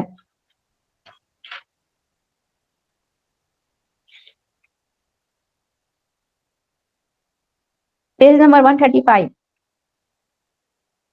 पेज नंबर 135, नीचे दो शब्द शिक्षकों के लिए दिया गया उसको अंडरलाइन कीजिए। दिया हुआ है जिस जगह पर पानी की किल्लत होती है वहां लोग पानी की बचत करने व उसको दोबारा इस्तेमाल के कई तरीके अपनाते हैं। ठीक है, ऐसे वे लोग मजबूरी में करते हैं। इस बात को समझकर बच्चे अपने जीवन में पानी की बचत के कुछ उपाय अपनाए तो पानी सबका साझा है, यह बात वे समझ पाएंगे। जैसे कि शहरों में हम लोग पानी का कितना ज्यादा मिसयूज करते हैं, नल खोलकर टैप खोलकर तोड़ देते हैं, पानी टपक रही है। तो अगर ये चीजें बच्चों को दिखाई जाएगी ना, तो बच्चों को समझ में आएगी कि हमारे जीवन में पानी की क्या मतलब अहमियत है। ठीक है, कितने लोगों को पानी नहीं मिलता है, वो लोग पानी का यूज करने के लिए उसको यूज करके दोबारा उसका किस प्रकार उसको सुरक्षित रखते हैं ताकि दोबारा उसका यूज कर सकें। तो इन सब चीजों से बच्चे क्या होंगे, जुड़ेंगे, समझेंगे, तभी तो वो पानी का मिसयूज करना बंद करेंगे। देखिए पीछे पेज में 136 पेज में दिखाया है कि कैसे हम लोग पानी का फिर से रीयूज कर रहे हैं। खाट पे बैठकर नहा रही है, उसी पानी को फिर से रिजर्व कर रही है, फिर उसी पानी से अपने पशु को नहला रही है। तो ये सारी चीजें जो हैं बच्चों को बतानी है और दिखानी। इसके बाद वाले चैप्टर्स में ज्यादा कुछ नहीं है, परिवार के विषय में दिया गया है कि कैसे कैसे परिवार होते हैं, कितने कितने तरह के परिवार होते हैं। इस चैप्टर्स को आप लोग एक बार पढ़ लीजिएगा, कहानी मात्र ऐसे ही। ठीक है, आप लोग का क्लास 3 हम आज खत्म कर। अब हम जितना बताए हैं, जितना पढ़ाए हैं, आप लोग जो जो पढ़ाए हैं वो सबको आप लोग को क्या करना है, पढ़ना है एक बार दोबारा। क्योंकि अब हम इसमें जब हम लोग का क्लास 3 खत्म हो गया है तो हम सीडीपी भी पढ़ाएंगे ना, तो लास्ट में क्लास 3 के बुक से कुछ कुछ क्वेश्चन पूछ लेंगे बीच बीच में, तो आप लोग को इसको पढ़ते रहना, बस पढ़ते पढ़ते ही आप लोग को सब याद हो जाएगा, इसमें आप लोग को कुछ भी रटना नहीं पड़ेगा, पढ़ते पढ़ते ही सब याद हो जाएगा। ठीक है, अब किसी को कुछ प्रॉब्लम है? किसी को कोई प्रॉब्लम है? No ma'am.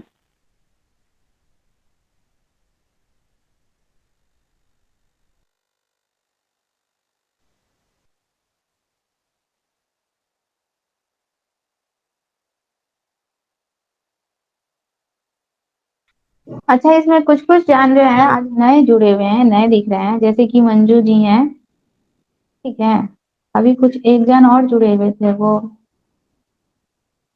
नहीं है, तो आप लोग का 2-3 टॉपिक जो है ऑलरेडी सीडीपी का कंप्लीट हो चुका है, हम लोग का ईवीएस का क्लास 3 का बुक कंप्लीट हो चुका है, वो सब वीडियो आप लोग को मिल जाएगा, ठीक है। और आगे हम लोग जो भी टॉपिक पढ़ेंगे, आप लोग आगे वाले टॉपिक को फॉलो कीजिए, जो जो हम लोग आगे पढ़ रहे हैं उस चीज को आप लोग फॉलो कीजिए, और जो पीछे का ज्यादा नहीं हुआ है, 2 से 3 टॉपिक हुआ है, तो वो चीजों को आप लोग मिल जाएगा उसका वीडियो, उस वीडियो को आप लोग देख लीजिएगा, उसके बाद अगर कुछ समस्या होगी, कोई प्रॉब्लम होगा, तो आप लोग हमसे डिस्कस कीजिएगा, हम उसको बता देंगे, क्लियर कर, ठीक है। मंजू जी, अभी फिलहाल आप ही हमको अकेली दिख रही हैं, नहीं और भी हैं, जो भी हैं, जो आज न्यू कैंडिडेट जुड़े हुए हैं, मैं उनको बोल रही हूँ, आप लोग को जो भी प्रॉब्लम होगा वीडियो देख लीजिएगा, वीडियो देखने के बाद जो भी आप लोग को समस्या होगी, हम उसका एक बार फिर से आप लोग के साथ इसका डिस्कस कर लेंगे, ठीक है। आज हम लोग एक टॉपिक कंप्लीट किए हैं, जो कि कल हम लोग स्टार्ट किए थे और आज कंप्लीट किए हैं, वो इंडिविजुअल डिफरेंस, वो आप लोग को समझ में नहीं आया होगा अगर आज आप लोग जुड़े होंगे तो, क्योंकि कल ऑलरेडी वो कंप्लीट हो चुका था, थोड़ा ही बचा था, उसको आज हम कंप्लीट किए। कल से हम लोग का एक न्यू टॉपिक स्टार्ट होगा, उस न्यू टॉपिक के साथ आप लोग जुड़ेंगे, स्टार्टिंग से जुड़े रहेंगे तो न्यू टॉपिक आप लोग का क्लियर हो जाएगा, और पीछे वाला जो कुछ भी है उसका वीडियो सेंड कर दिया जाएगा, उसको पढ़िए, उसका जो भी मटेरियल है, स्टडी मटेरियल, वो सभी आप लोग को मिल जाएगा, उसको पढ़िए, उसको वीडियो को देखिए, इसके बाद अगर आप लोग उसमें कोई समस्या होती है तो वो हम आप लोग को क्लियर कर देंगे, बता देंगे, ठीक है।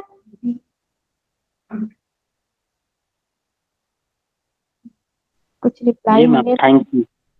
हाँ, ठीक है, ठीक है, फिर हम मीटिंग ऑफ करते हैं। और आज जो हम क्लास 3 का ईवीएस करवा चुके हैं, वो क्लास 3 का ईवीएस का बुक आप लोग को पढ़ना है, क्योंकि बीच बीच में से हम इसमें क्वेश्चन पूछते रहेंगे, ठीक है। चलिए हम मीटिंग ऑफ करते हैं।